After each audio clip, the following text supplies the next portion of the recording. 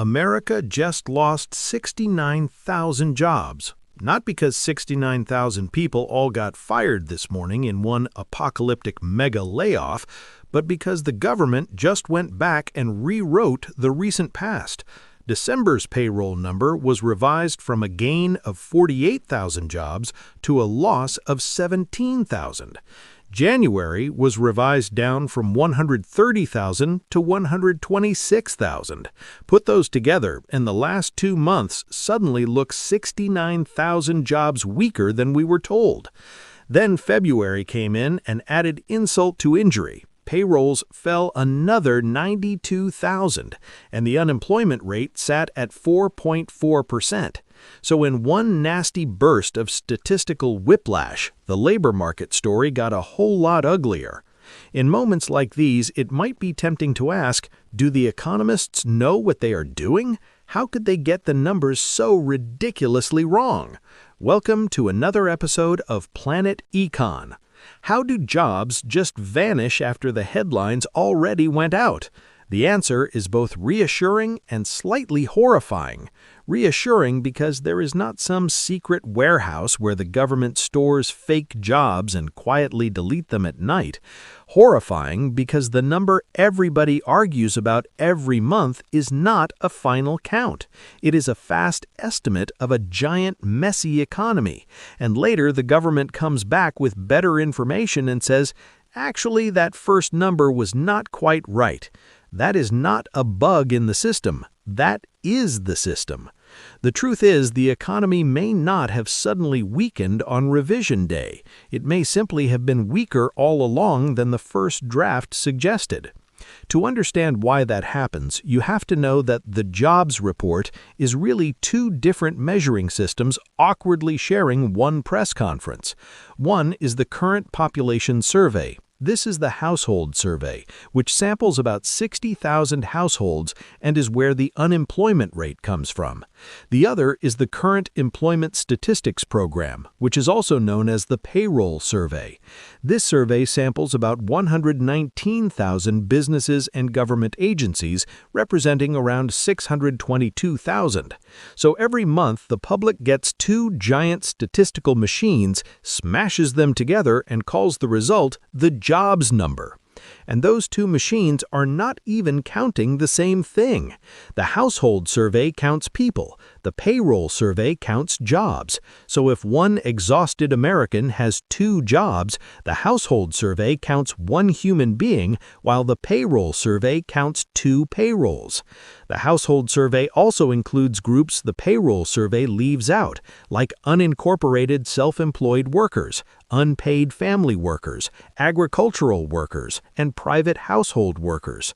That is why the unemployment rate and payroll growth can sometimes look like they are telling different stories. They are. They are two different cameras pointed at the same parade. Now, here is where the suspense enters. The government is trying to tell you what happened in the pay period including the 12th of the month, and then release the estimate only a few weeks later. The Bureau of Labor Statistics, or BLS, says the Employment Situation Report usually comes out about 3 weeks after the reference week. That is insanely fast for something that tries to summarize a labor market with millions of workers and millions of employers. It also means the first number is more like the opening box office estimate for a movie than the final audited total. You get something quickly, but not perfectly. And that is why revisions are built into the process. The BLS says the establishment survey revises its initial monthly estimates twice in the next 2 months to incorporate additional reports from respondents and recalculated seasonal factors. Translation: some businesses do not get their information in on time. More payroll reports arrive later, and then the statistical cleanup crew comes through with better data. So when December fell from plus 48,000 to minus 17,000, those jobs didn't literally evaporate. The estimate changed because the first draft was revised after we got more evidence. Economists hate when this happens to their narratives, but statisticians would say, yes, that's how measurement works. Then there's seasonal adjustment, which sounds boring until you realize it's the thing preventing half the country from having a public meltdown every January.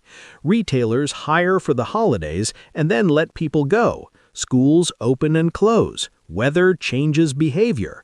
The labor market has recurring patterns that show up almost every year, and the BLS adjusts for those regular swings so that analysts can see what is unusual rather than what is just March being March. In the BLS's words, seasonal adjustment removes normal seasonal variation and makes underlying non-seasonal developments easier to spot. So yes, some of the monthly drama is real economic change, and some of it is just the calendar wearing a fake mustache.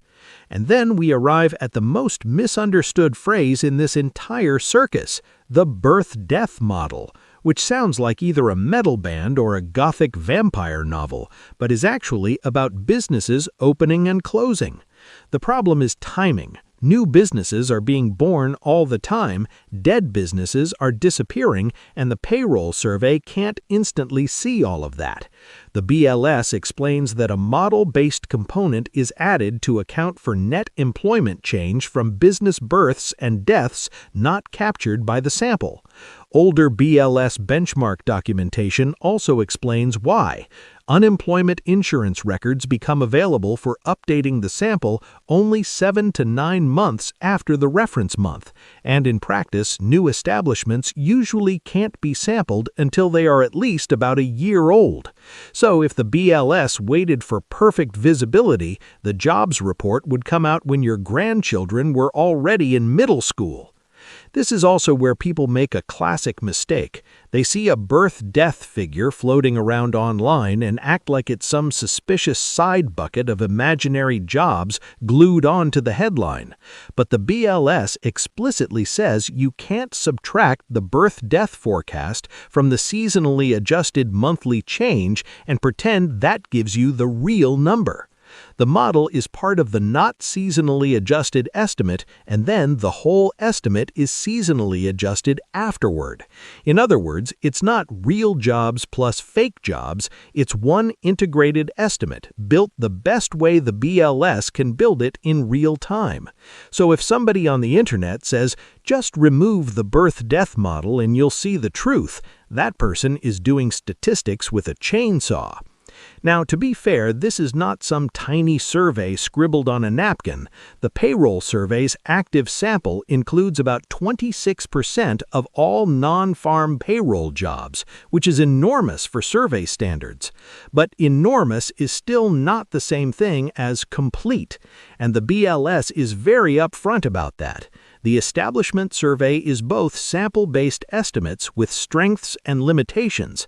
In fact, the BLS says an over-the-month payroll change of about 122,000 is statistically significant in the establishment survey, while the threshold for the household survey is about 650,000.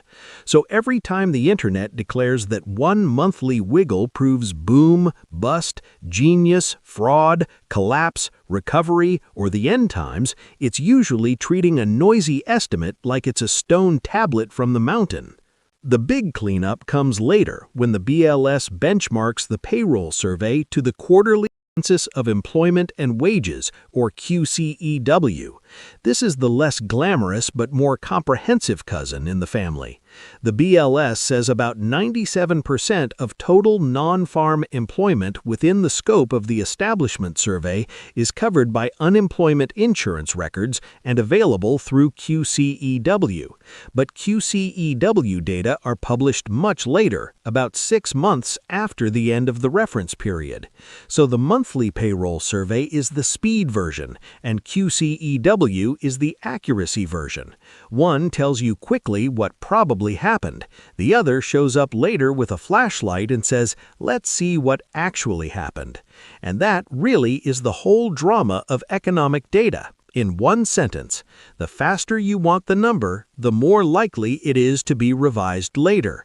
There is no magical option where the government counts every job in America instantly, perfectly and on deadline. So instead, the BLS gives the country a rapid estimate, revises it as more payroll reports come in, adjusts for seasonal patterns, uses models to fill blind spots around business births and deaths, and later benchmarks the whole thing to a much broader employment count.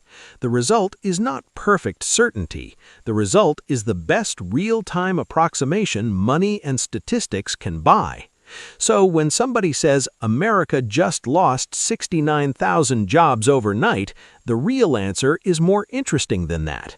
America lost some jobs, yes, but it also lost a cleaner, prettier version of the story. The first draft said the labor market was holding up a little better.